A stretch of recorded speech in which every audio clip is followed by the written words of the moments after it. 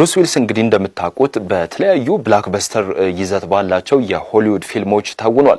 በተለይም ደግሞ ዘመናዊ ሽሬ የተባለውን ዳይ ሃርድ የተሰኘው ፊልሙን ወደ ተከታታይ ይዘት ባላቸው ፊልሞች ላይ የተወነ እጅግ የአክሽን እና የኢንተለጀንስ ካራክተር ገጸ ባህሪን ተላብሶ በመተወን በሆሊውድ መንደር ይታወቃል ብሩስ ዊልስ። ታዲያ ከብሩስ ዊልስ ጋር የተገናኘ አንድ መረጃ አለ። ብሩስ ዊልስ እንግዲህ ሆሊውድ ፊልም ላይ መተወን ካቆመ እንደ አውሮፓውያን አቆጣጠር የዛሬ 2-3 ዓመት ገደማ በ2022 ዓመተ ምህረት ነበር ፊልም ማቆም ወይም ደግሞ ከፊልም ሪታየር እንዳረገ ቤተሰቡ ባለቤቱና ልጆቹን ይፋ ያደረጉት ለአንድ ሚዲያ ማለት ነው። ታዲያ ከሆሊውድ ፊልም መንደር ይራቀበት ወይም ደግሞ ጡረታ የወጣበት ሪታየር ያደረገበት ምክንያት ምንድነው ካላችሁ ዝነኛው የሆሊውድ ፊልም ተዋናይ ብሩስ ዊልስ በዲሜንሺያ ዲስኦርደር ወይም ደግሞ አፌዥያ በተባለ የአእምሮን ወይም የግራ የአእምሮ ክፍላችንን የሚያጠቃ በሽታ ነው። አፌዥያ ወይም ደግሞ ዲሜንሺያ ነገሮችን ማስታወስ አልቻለም፣ ማገናዘብ አይችልም። ኮግኒቲቭ ስኪልስ ምንላቸው የእውቀት ተግባራትን ወይም የማሰብ የማሰላሰል ከዚህ በፊት የሰራቸውን ስራዎችን የማሰብና የመተንተን አቅም የለውም። አእምሮ ላይ ዲስኦርደር ተከስቶበታል ወይም ይሄ የመርሳት በሽታ ላይ ተጭኖበት እየተሰቃየ ይገኛል ማለት ነው። ስለዚህ ቤተሰቦቹም በጣም ጥልቅ በሆነ ሀዘን ስሜት ውስጥ ሆነው ነው ይህን መረጃ ይፋ ያደረጉት። ስለዚህ ብሩስ ዊልስ በሆሊውድ ፊልሞች ላናየው ነው ማለት ነው። ታዲያ በዚህ የሆሊውድ ኮከብ ተዋናይ ብሩስ ዊልስ ፍሮንቶቴምፖራል ዲሜንሺያ በተባለ የአእምሮ ወይም ደግሞ የመርሳት በሽታ እንደተጠቃ ነው ብዙ ዘገባዎች የሚያመለክቱት። ታዲያ በዚህ ፍሮንቶቴምፖራል ዲሜንሺያ የተጠቃው ብሩስ ዊልስ ለመዳን ወይም ደግሞ ከዚህ የዲሜንሺያ የአእምሮ ዲስኦርደር ጤነኛ ለመሆን ወይም ከዚህ በሽታ ተላቆ ጤናውን ለመመለስ እንግዲህ ከ7 ዓመት እስከ 13 ዓመት ገደማ ሊፈጅበት እንደሚችል ነው የፍሮንቶቴምፖራል ዲጀነሬሽን ማህበር እነዚህ የሳይካትሪስቶች እንግዲህ መረጃውን ይፋ ያደረጉት። ብሩስ ዊልስ እንግዲህ እንደምታውቁት በተለያዩ ቅድም እንዳልኩት የአክሽንና የዋር ክራይም ይዘት ያላቸውን የሆሊውድ ፊልሞች ላይ በመተወን ይታወቃል። ታዲያ ዲሜንሺያ የተባለው በሽታ ምንድነው ካላችሁ ብዙ ጊዜ ከመርሳት በሽታ ጋር የሚያያዝ ዲስኦርደር ነው።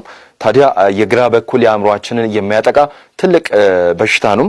ዲሜንሺያ እንግዲህ የአእምሮ የማሰብና የማስታወስ ችሎታን ማጣት የእውቀት ወይም ኮግኒቲቭ ተግባራትን ማጣት ማሰብ ማስታወስና ማመዛዘን አለመቻል ነው ዲሜንሺያ ማለት በሕክምናው ዓለም ሲገለጽ ማለት ነው። ታዲያ አንዳንድ የመርሳት ወይም ዲሜንሺያ ችግር ያለባቸው ሰዎች ስሜታቸውን መቆጣጠር አይችሉም፣ ድርጊታቸውን መቆጣጠር አይችሉም። ከዛውም ባለፈ ታዲያ በዳይ ሃርድ ተከታታይ ይዘት ባላቸው ፊልሞች የምናውቀው ብሩስ ዊልስ የተሰኘው ኮከብ ተዋናይ እንግዲህ በዲሜንሺያ ዲስኦርደር ተጠቅቷል። ስሜቱን መቆጣጠር አይችልም፣ የመናገር ችሎታውም ያን ያክል አይደለም፣ ማስታወስ አይችልም። በጣም ትልቅ በሆነ በሽታ ተጠቅቷል ይላል ከሆሊውድ መንደር ያገኘ ነው። ታዲያ ይህ ዲሜንሺያ ዲስኦርደር ወይም ደግሞ በሌላ በኩል አፌዥያ በተባለ በሽታ እንደተጠቃ ነው ቤተሰቦቹ ይፋ ያደረጉት የዛሬ 1 ዓመት ገደማ ማለት ነው። ታዲያ ይህ አፌዥያ ዲስኦርደር አይሎበት ማለት ነው ይህ በሽታ የትኛውን የአእምሯችን ክፍል ያጠቃል ካላችሁ እንግዲህ የላንጉዌጅ ዲስኦርደር ይሉታል ፈረንጆቹ ወይም እነዚህ የሳይካትሪስት የሕክምና ባለሙያዎች የቋንቋ እና የኮሙኒኬሽን ሂደቶችን በሚቆጣጠረው የግራ የአንጎል ክፍላችንን ክፉኛ እንደሚያጠቃ ነው የሕክምና ማስረጃዎች የሚያመለክቱት።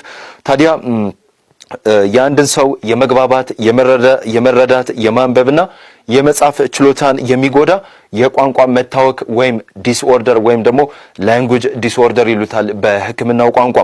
ታዲያ ብሩስ ዊልስ በአፌዥያ ዲስኦርደር መጠቃቱን ተከትሎ ባሳለፍነው 2023 ዓመት ነበር ቤተሰቦቹ ይፋ ያደረጉት። ምክንያቱም መናገር አይችልም፣ ማስታወስም አይችልም፣ አእምሮ ተዛብቷል። ስለዚህ ከሆሊውድ ፊልም ጡረታ ወጥቷል ብለው ይፋ አደረጉም። ታዲያ ይህ አፌዥያ የተባለው በሽታ ምንድነው የሚያጠቃን ወይም ምን እንዳንሰራ ወይም እንዳናደርግ ነው የሚያዳግተን የሚለውን ስንመለከት መናገር የምንፈልገውን ቃል በአግባቡ አለማለት። ስለዚህ ብሩስ ዊልስም መናገር የሚፈልገው ነገር በአግባቡ መናገር አይችልም።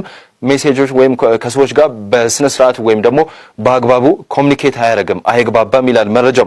ሌላው ደግሞ ትክክለኛውን ቃል ለመናገር መቸገር ወይም ተግዳሮት መሆን ነው ይህ አፌዥያ የተሰኘው የግራ የአንጎላችን ክፍል የሚያጠቃ ወይም ደግሞ ላንጉዌጅ ዲስኦርደር ይሉታል። ሌላው ደግሞ ሌሎችን የሚናገሩትና የሚሉትን ሐሳብ ወይም ንግግር በአግባቡ አለመረዳት፣ አለማዳመጥ የመሳሰሉትን ችግሮች ያስከትል ይችላል በአንድ ግለሰብ። ታዲያ እነዚህ ሁሉ ችግሮች በብሩስ ዊልስ አእምሮ ተዘፍቀው እንግዲህ አእምሮ ላይ እያናወጡት ከሆሊውድ ፊልምም እንዲርቅ አድርገውታል። ስለዚህ አፌዥያ ወይም ደግሞ ዲሜንሺያ በተባለ ዲስኦርደር ዝነኛው የሆሊውድ ፊልም ተዋናይ ብሩስ ዊልስ ተጠቅቷል ማለት ነው።